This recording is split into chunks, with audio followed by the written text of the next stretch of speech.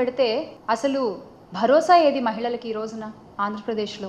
ఈ కూటమి ప్రభుత్వంలో మహిళలకి భరోసా ఏది? మహిళలకి అభ్యుదయము, మహిళా సాధికారత అని గొప్ప గొప్ప మాటలు మాట్లాడిన చంద్రబాబు నాయుడు గారు ఇప్పటి గౌరవ ముఖ్యమంత్రి సార్, అంటే మీ మాటలు వింటుంటే హాస్యాస్పదంగా అనిపిస్తుంది. ఒక మాట ఏమన్నా మాట్లాడాము అంటే ఆ మాటకి క్రెడిబిలిటీ ఉండాలి. అది మీరైనా, డిప్యూటీ సీఎం గారు పవన్ కళ్యాణ్ గారైనా, హోంమంత్రి వంగల్పూడి అనిత గారైనా, ఒక మాట నోట్లోంచి వచ్చిందంటే ఆ మాటకు క్రెడిబిలిటీ ఉండాలి. కానీ ఈ రోజున ఆ క్రెడిబిలిటీ కూడా క్రెడిట్లో తెచ్చుకోవాల్సిన పరిస్థితి మీ కూటమి ప్రభుత్వానికి. ఈ రోజున మహిళలకి ఎటువంటి భరోసా లేదు, ఎటువంటి ఆసరా లేదు, మీ పాలనలో రక్షణ లేదు. కానీ వైఎస్ఆర్ కాంగ్రెస్ పార్టీ ప్రభుత్వంలో గత 5 ఏళ్లు కూడా మహిళలకి అగ్రతాంబూలాన్ని ఇచ్చినటువంటి ఘనత మా పార్టీ అధినేత వైఎస్ జగన్మోహన్ రెడ్డి గారిది, అప్పటి రాష్ట్ర ముఖ్యమంత్రి వైఎస్ జగన్మోహన్ రెడ్డి గారిది. నవరత్నాల్లో కూడా 90% లబ్ధిదారులు మహిళలే ఉన్నారు. 90% ఇచ్చిన నవరత్నాల హామీల్లో లబ్ధిదారులు 90% మహిళలే ఉన్నారు. అంటే మహిళా సాధికారతే లక్ష్యంగా అడుగులు వేసినటువంటి ఘనత గత 5 సంవత్సరాలు వైఎస్ఆర్ కాంగ్రెస్ పార్టీకే దక్కిందని చాలా గర్వంగా చెప్తాను నేను. డీబీటీ ద్వారా 1.89 లక్షల కోట్లు, అలాగే నాన్ డీబీటీలో మరో 94,347.26 కోట్ల సాయాన్ని అందించారు. మహిళా భద్రత, మహిళా అభ్యుదయం కోసం పోరాడిన ఘనత వైఎస్ఆర్ కాంగ్రెస్ పార్టీ. దివంగత నేత రాజశేఖర్ రెడ్డి గారు ఎప్పుడూ ఒక మాట చెప్తూ ఉండేవారు, మహిళలు ఇంటి బాధ్యతను అంతా మోస్తూ ఉంటారు, వాళ్ళు సంతోషంగా ఉండాలి, వాళ్ళకి కొంచెం ఆసరా మనం కల్పిస్తే ఇంకా రాష్ట్రం ముందుకు నడుస్తుంది, ఇంకా దేశం ముందుకు నడుస్తుంది అని. ఆ మాటని గుర్తుపెట్టుకుని వాళ్ళ నాన్నగారి కంటే 2 అడుగులు ముందే ఉండి ఈ మహిళా సాధికారతలో, మహిళా అభ్యున్నతిలో, మహిళల రక్షణలో మా అధినేత వైఎస్ జగన్మోహన్ రెడ్డి గారు సుపరిపాలన అందించారు గత 5 ఏళ్లు కూడా. ఎటువంటి దుస్సంఘటన జరిగినా కూడా నిమిషాల్లో అక్కడికి చేరుకునేటువంటి పోలీసులు, దిశ వ్యవస్థ, SOS నెంబర్ ద్వారా, ఫోన్ షేకింగ్ ద్వారా లొకేషన్ని ట్రేస్ చేసి అక్కడికి చేరుకుని సంపూర్ణ వివరాలను సేకరించి వాళ్ళకి, ఆ నిందితులకి శిక్ష పడేలా చేసి విక్టిమ్స్కి న్యాయం జరిగేలా చేసినటువంటి ఘనత గొప్ప దిశ యాప్. ఆ దిశ యాప్ని ఈ రోజున మీరు నిర్వీర్యం చేసేసారు. అంటే దీన్ని మేము దిశ యాప్కు జాతీయ స్థాయిలో 19 అవార్డులు వచ్చినటువంటి ఈ యాప్కు దిశ చట్టం రావాలి అని చెప్పి మేము ఆ కాగితాలని పంపిస్తే ఇప్పటి విద్యాశాఖ మంత్రి, ఇప్పటి హోంమంత్రి ఆ కాగితాలని తగలబెట్టేశారు. ఆ రోజున మీరు అనుకుని ఉండొచ్చు కాగితాలు తగలబెట్టేశామని, కానీ ఈ రోజున అవే నిప్పులు ఆడవాళ్ల ఒంటి మీద కనబడుతున్నాయి. మీకు కనిపించట్లేదా? ఆ రోజున పేపర్లు తగలబెట్టేశారు, ఈ రోజున అదే నిప్పుల్లో ఆడపిల్లలు తగలడిపోతున్నారు. అవేమీ మీకు కనిపించవు కదా అస్సలు.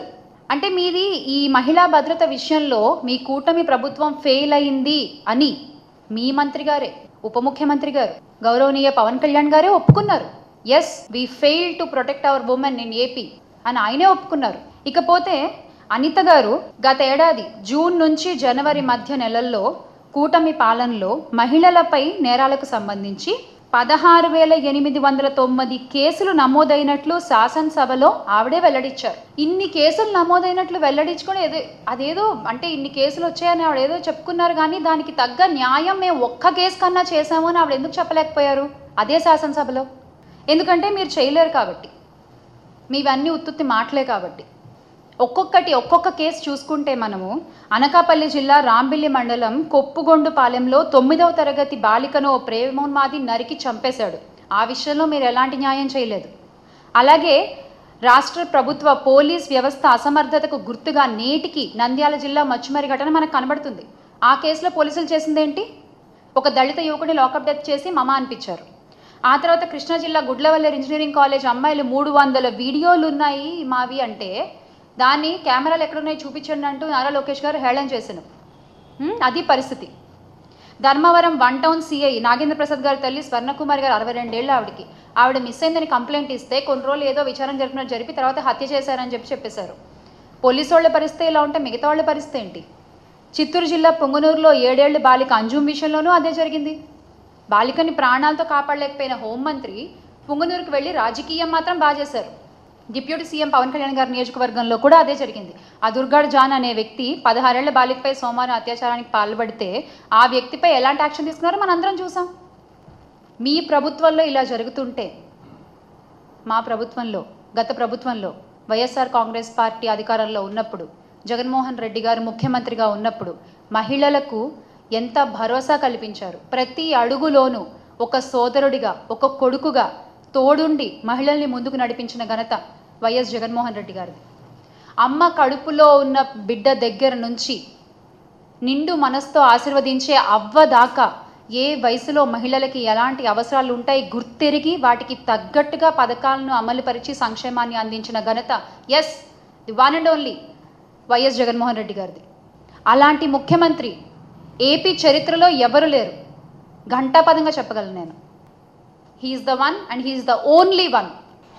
నవరత్నాలు పథకాల్లో 90% మహిళల కోసం ఇస్తే ఆ సంక్షేమం వల్ల ప్రతి ఇంట్లోనూ మహిళలకి ఎంత గౌరవం పెరిగింది, ఎంత విలువ పెరిగింది మనందరం చూసాం.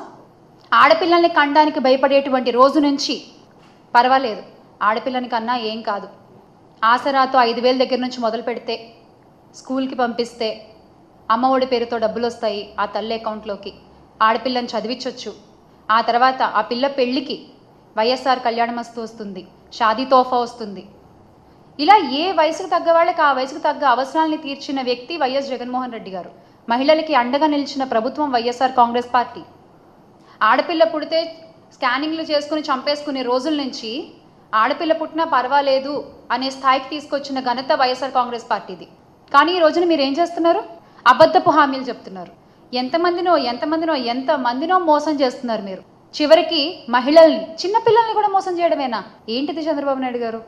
ఈ రోజున మీరు 33% రిజర్వేషన్ అని మాట్లాడుతున్నారు కదా, కానీ ఎలాంటి ధర్నాలు జరగకుండా, ఎలాంటి పోరాటాలు చేయకుండా, ఎవరు నోరు తెరిచి ఇది అడగకుండానే మా జగన్మోహన్ రెడ్డి గారు మహిళల కోసం 50% రిజర్వేషన్ అనేటువంటిది ఆయన చేసి చూపించారు. ఎవరు అడగలేదు ఆయన్ని, ఎవరు దానికోసం పోరాటాలు చేయలేదు. కానీ ఆయనకి తెలుసు ఒక మహిళ కోసం నించోవాలి అని ఆయనకు తెలుసు. అందుకనే ఆయన చేసి చూపించారు. అందరికంటే ముందుగానే ఆయన మద్దతుగా నిలిచారు. వైఎస్ జగన్మోహన్ రెడ్డి గారి దార్శనికతతో వేసిన అడుగులు ప్రతి ఒక్క మహిళలో ఎంత ధైర్యాన్ని పెంచాయో గత 5 ఏళ్లలో మనం చూసాం. అలాగే ఆయన మంత్రివర్గంలో తొలిసారిగా హోంమంత్రిగా ఒక మహిళకి పదవినిచ్చి వైఎస్ఆర్ గారు రికార్డు సృష్టిస్తే ఆయన అడుగుజాడల్లో నడుస్తున్నటువంటి మన వైఎస్ జగన్మోహన్ రెడ్డి గారు ఆ మాటని ముందుకు నడిపిస్తూ ఆయన మంత్రివర్గంలో అణగారిన వర్గానికి చెందిన 5 మహిళలకి హోంమంత్రిగా ఆయన అవకాశం కల్పించారు. అంటే మొట్టమొదటిసారిగా మనం చూసుకున్నట్లయితే కనుక తొలి మంత్రివర్గంలో దళిత వర్గానికి చెందిన మేకతోటి సుచరిత గారు, అలాగే ఉప ముఖ్యమంత్రిగా గిరిజన మహిళ పాముల పుష్పశ్రీవాణి గారు, మళ్లీ విడత విస్తరణలో హోంమంత్రిగా దళిత వర్గానికి చెందిన తానేటి వనిత గారు, మరో 3 మహిళలు, ఆ డిప్యూటీ సీఎం కావచ్చు, హోంమంత్రి కావచ్చు, సబ్జెక్టు కరెక్షన్, ఇలా చాలామందికి మహిళలకి ఆయన మంత్రివర్గంలో స్థానాన్ని కల్పించారు.